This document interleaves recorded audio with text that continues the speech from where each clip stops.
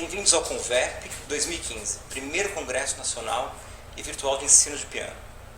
Eu sou um dos palestrantes, meu nome é Alfio Araújo e basicamente eu gostaria de falar que a minha formação é acadêmica, né? Eu fiz na Unicamp graduação, mestrado e doutorado e trabalhei em diversas escolas de ensino de música, de nível técnico, profissionalizante ou apenas de formação básica. E dentro desse propósito, eu quero passar a vocês algumas possibilidades sobre a reflexão do ensino do piano, que aliás esse é o tema da minha palestra. Reflexão sobre o ensino de piano. Nesse tópico, é importante a gente deixar claro que o ensino de instrumento, independentemente de ser piano, pode ser o fagote, pode ser a flauta, mas especificamente como o nosso assunto é o piano, a presença do professor dentro da sala de aula, ela é efetivamente importante. Porque é ali que você vai ter olhar clínico sobre as facilidades do aluno, sobre as relações rítmicas que ele possui, sobre a característica do som gerado por ele, sobre a dificuldade que ele apresenta, sobre o relato que ele vai entregar a você a cada semana que ele volta, que ele retorna à aula de piano. Então, efetivamente, essa presença, ela sempre vai ser importante, ela nunca vai ser algo que possa ser substituído. Mas eu achei muito interessante a ideia da gente poder ter, através dessa mudança de comunicação, o processo da gente poder se comunicar virtualmente. Então, o Congresso ele traz essa abordagem, que aliás é uma abordagem presente no século XXI, frente a todas as redes sociais, aos novos processos de comunicação. E por esse motivo eu coloquei o tema reflexão, porque assim eu acho sim que é importante o processo da comunicação virtual, né? Refletir, a gente pode refletir em qualquer lugar do mundo, né? Necessariamente com ou sem a presença do profissional ali do lado, né? E essa reflexão ela pode abranger qualquer faixa de ensino do instrumento, desde o aluno dos 7 anos de idade, uma vez alfabetizado e que sabe e que aprendeu através do ensino a utilizar o raciocínio. É possível que o aluno avançado, professores de piano, estudiosos ou apenas o interessado tenha condições de poder entender, porque são propósitos que vão fazer a gente compreender que o universo complexo e rico é o fato de você poder, através do estudo de instrumentos, se comunicar numa linguagem que é universal. A gente não está falando só de um compositor alemão, ou de um compositor italiano, ou de um compositor brasileiro. A música ela tem uma linguagem universal e através disso ela traz a história, do universo através da mesma linguagem. E, aliás, é a única linguagem forte nesse sentido. A gente não precisa atravessar o oceano para poder entender. Ele vem até a gente.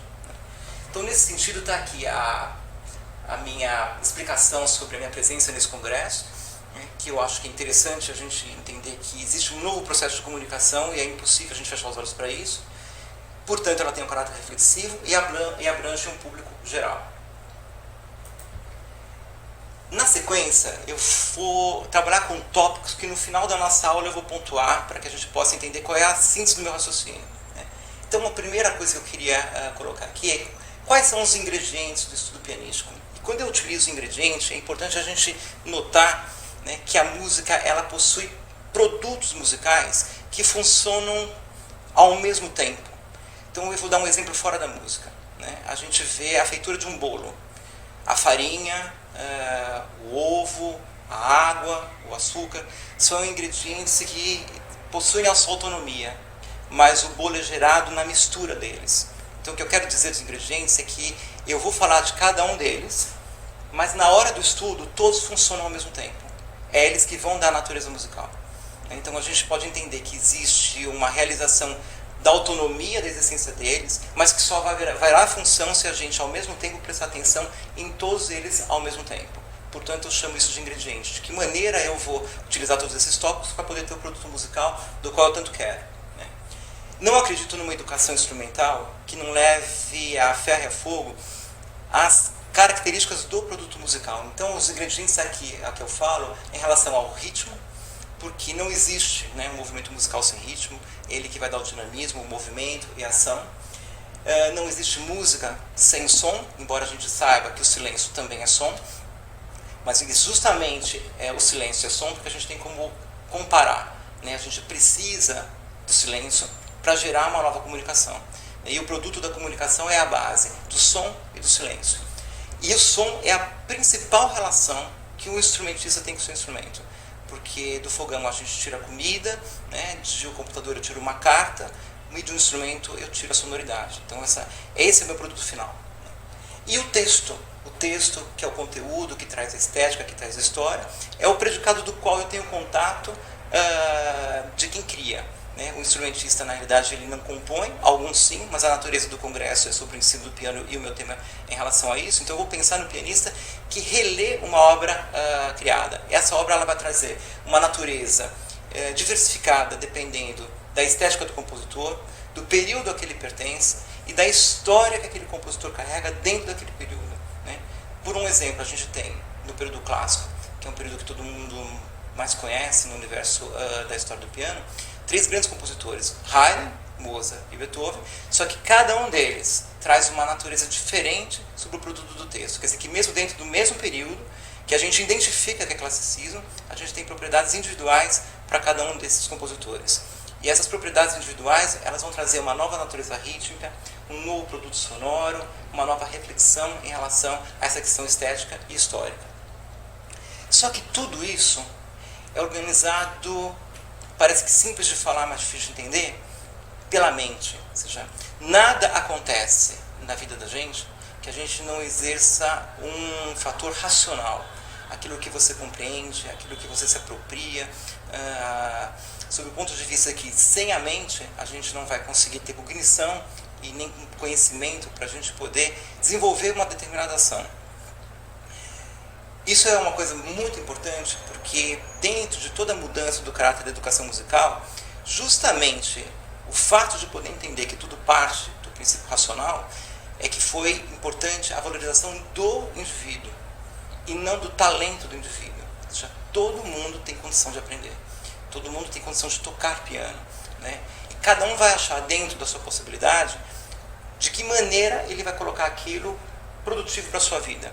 Ou como ouvinte, ou na natureza de execução. E na execução tem milhares de naturezas. Né? Ele pode ser um repetidor, ele pode ser um pianista que acompanha uma aula de coral, ele pode ser um pianista que dá exemplos para a formação de base numa aula de educação musical, ele pode ser um camerista, e ele pode ser um solista, dependendo do que aconteceu na vida dele. Nenhuma porta está fechada. Né? O importante é que as portas estão abertas, porque isso traz para dentro do estudo de piano a possibilidade de que todo mundo pode utilizar esse recurso para o seu próprio benefício. Isso ficou muito claro quando eu observei que a maior parte dos livros escritos a partir da segunda metade do século XX traz uma palavra muito importante, que é o estudo de caráter científico. Durante muitos anos eu fiquei entendendo o que era esse caráter científico. Né? E a ciência ela exige reflexão, a ciência exige raciocínio, a ciência exige que você discuta aquele produto, mas não só que você diga amém a uma regra ou a um rótulo. Então, na realidade, tudo isso vai exigir do indivíduo consciência para obter controle, através da sua ação racional e do seu caráter reflexivo, para ele poder, a cada aula, discutir se aquilo que ele aprendeu teve durante a semana um resultado que possibilitou ele avançar um degrau a mais. Né? Lembrando que toda essa natureza, ela parte da consciência, ela parte da mente. Costumo dizer para os meus alunos de piano, o professor Alfeu tem um ataque dos nervos, né? E aí de repente ele corta a sua mão. Então eu sou o aluno, eu corto a mão do Alfeu. O Alfeu continua sendo Alfeu. Né? E o Alfeu vai lembrar do professor pro resto da vida dele, mas ele continua sendo Alfeu. Suponhamos, né, que o professor tem um ataque pior do que esse e corte a cabeça do Alfeu. Então aí acabou.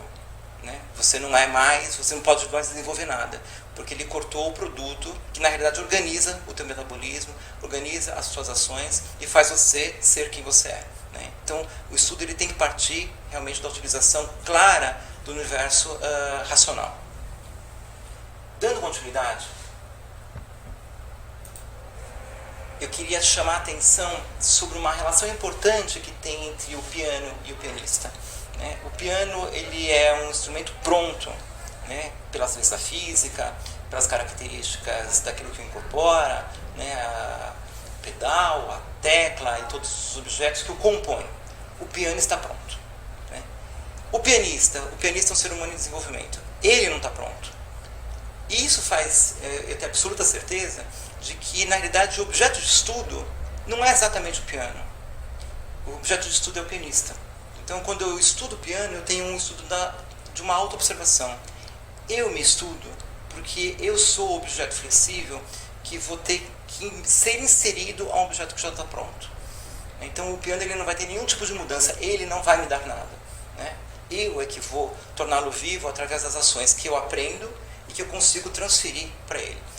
Todas as respostas do piano, seja de natureza rítmica, natureza sonora e criativa, de interpretação, ela vai depender do tanto de retenção de informação que eu, como instrumentista, consigo obter e que, através dessa consciência, eu consigo passar para o piano. Então, o piano ele tem alma a partir da alma que eu dou a ele, né?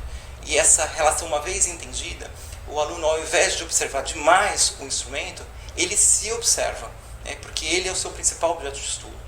Ele é o principal objeto de estudo dele, né? Porque a natureza do corpo, até um determinado momento, o professor pode ajudá-lo, mas em outras coisas ele tem que se ajudar.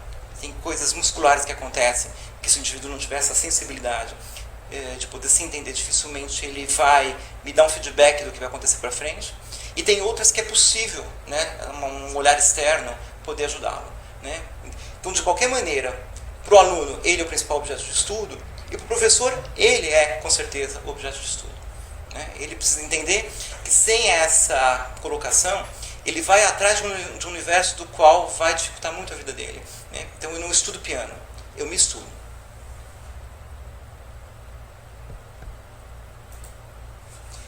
Se fala muito na história da trajetória da execução pianística sobre a técnica, e a técnica acabou ficando um arsenal enlouquecedor, né, das escolas de piano. O que a gente mais escuta é qual é a sua escola de piano, né?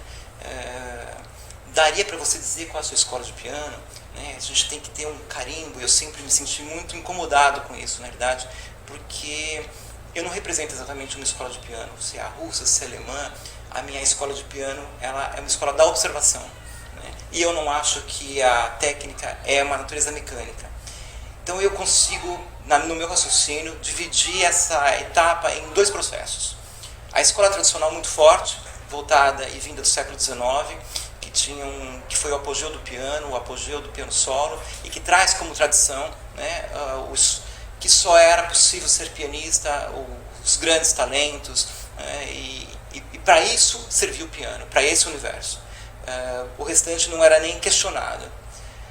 Entramos no século XX e uma série de coisas passaram por grandes transformações sociais que levaram a uma nova reflexão e que, por nossa sorte, houve aí o nascimento da educação musical, os educadores musicais, diferentes professores de piano, e que questionaram a possibilidade da gente poder ampliar essa educação para que todo mundo pudesse ter acesso. Então eu acho que a gente sai um pouco do apogeu e do quanto o piano ficou longe e do quanto a técnica gerou conflito, para a gente poder entender que, na realidade, o estudo do indivíduo faz com que a gente crie um mecanismo que o ensina a fazer, como fazer, né? Então eu acho que a gente tem na escola tradicional um peso muito grande sobre entender que a técnica é só um movimento, né? E eu acho que a educação musical, que discute o como fazer, ela amplia esse termo da técnica, né? O como fazer, ele vai refletir no ritmo, ele vai refletir no som, ele vai refletir na sua leitura, ele vai refletir na maneira como você tem a sua educação geral, né? Como você foi educado na escola, qual é o processo de alfabetização que você possui, qual é o seu grau de raciocínio, de que maneira você se envolve no meio social, qual é o seu processo de comunicação. Tudo isso vai fazer parte do como fazer, porque tudo isso vai estar interferindo na possibilidade de você compreender melhor as informações que você adquire no mundo, no nosso caso, no mundo pianístico. Então essa ampliação do termo técnico, ela me fez entender uma frase que eu fiquei muito impactado quando eu ouvi. Tem uma citação de um pianista e pesquisador chamado Hans von Love. Três são as coisas de que precisa um pianista. A primeira é técnica, a segunda é técnica e a terceira é técnica. E eu fiquei muito intrigado com essa citação e fiz uma leitura para poder compreender o que de fato esse pesquisador colocou, né? E eu acho que ele está certo, na realidade, porque com a nova compreensão da técnica na sua integralidade, eu continuo entendendo que realmente é da técnica de que o cara precisa. E a técnica é como fazer, como ele lida com a leitura, como ele lida com o ritmo, como ele lida com o som, como ele lida com o movimento, como ele lida com a cognição, como tudo isso é organizado com a mente, que vai dar ao indivíduo a liberdade dele poder, então, inserir o seu poder criativo. Então ele tem a construção básica do processo consciente, para que depois, através dessa consciência, ele possa tirar a camisa de força e falar assim, bom, como tem a propriedade toda estabelecida pelo meu raciocínio, agora eu posso criar em cima disso, porque eu tenho segurança para fazer, eu tenho segurança para me comunicar, eu tenho segurança para desenvolver meus movimentos, eu conheço a natureza do piano, eu tenho uma educação auditiva, e todos esses fatores eu vou deixar um pouco mais claro daí para frente, mas eu acho que a técnica, ela incorpora a integralidade do indivíduo, ela não está focada só no movimento em si. E quanto mais eu fujo, né, da técnica tradicional, que eu não descarto, né, que eu acho que ela tem o seu peso de importância, mas quanto mais eu entendo que a própria escolha do repertório, eu já vou ter escala, arpejo, passagem de polegar, legato, não legato, e todas as características das diferentes formas de tocar piano, proporcionam ao indivíduo, mais eu consigo entender que através do repertório eu consigo fazer a técnica e ao mesmo tempo ter mais prazer em pesquisar através da própria música o que eu necessito para realizá-la.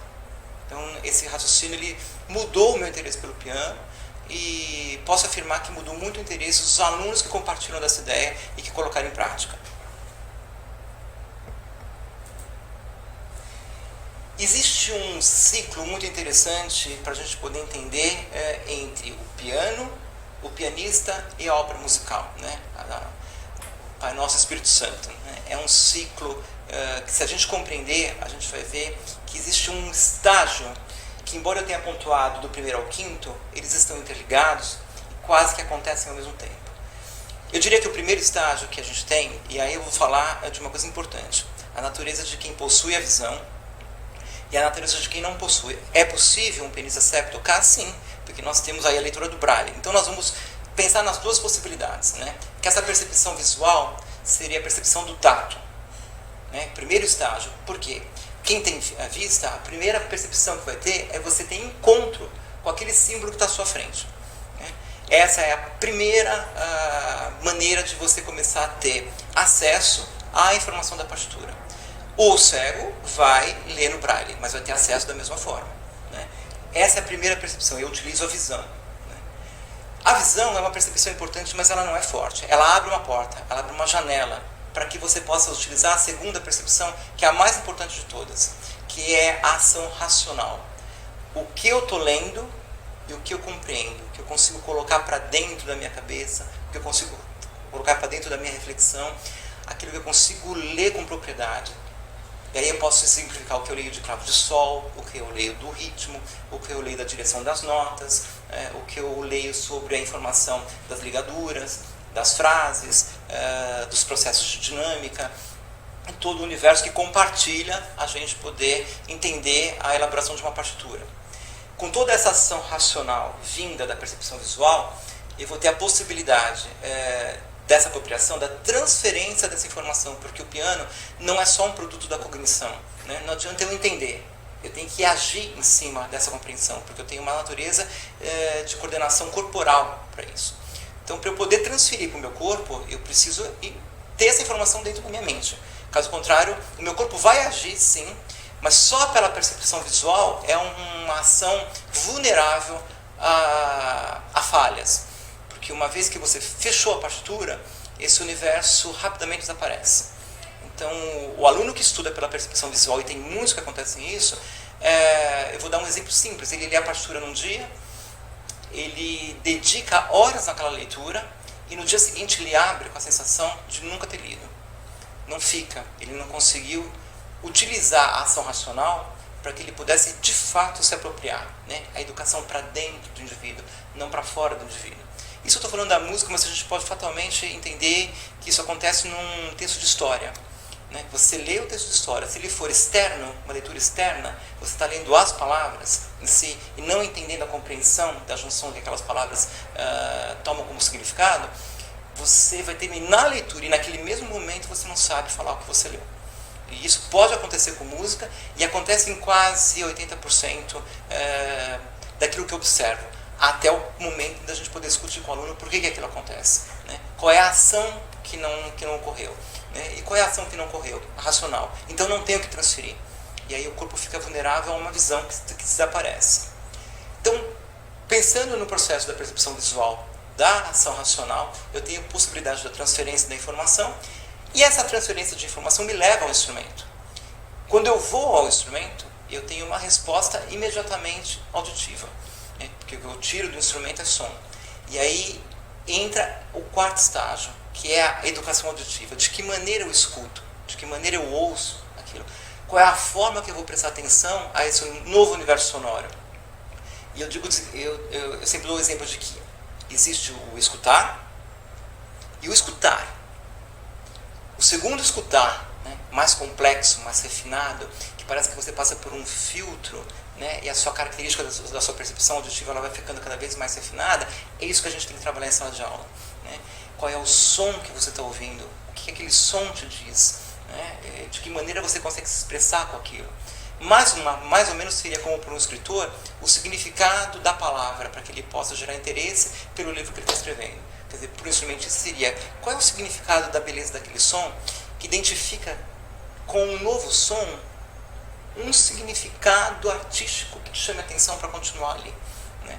Como a natureza do indivíduo faz com que ele seja dono dessa propriedade porque ele tira o som do piano, a educação auditiva ela é um estágio super importante que a gente não pode passar por cima. Né? E aí eu não posso esquecer que dentro de todo esse processo existe um corpo sendo conectado a um objeto que não pertence ao meu corpo. E aí então a gente entra no quinto estágio, que é o corpo físico, que é a leitura corporal. De que maneira eu sinto a minha musculatura, de que maneira eu me sinto confortável, de que maneira eu me encaixo no instrumento. E aí eu fecho esse processo passando então pelo universo visual, pelo universo racional, pela transferência da informação, pela ação da audição e pelo conhecimento do meu corpo. E aí eu crio e entendo o ciclo entre o piano, o pianista e a obra musical. Existe dentro de toda essa reflexão uma organização sobre os componentes da execução. E é óbvio que daria para a gente poder subdividir isso em milhares de tópicos. Tamanha é a complexidade da ação da execução.